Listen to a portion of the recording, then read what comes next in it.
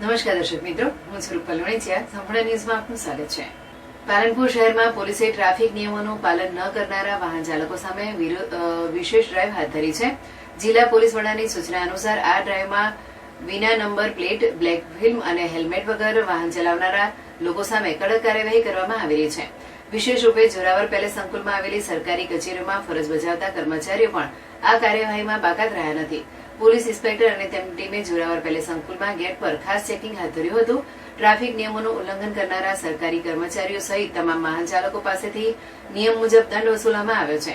આ કાર્યવાહીથી શહેરમાં ટ્રાફિક નિયમોનું પાલન વધુ સારી રીતે થશે તેવી આશા છે.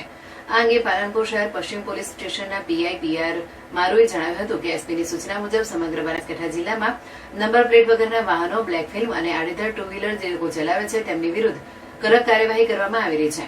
પાલનપુર શહેરમાં આવેલ જોરાવર પેલેસ છે, જેમાં સરકારી ઓફિસો આવેલી છે.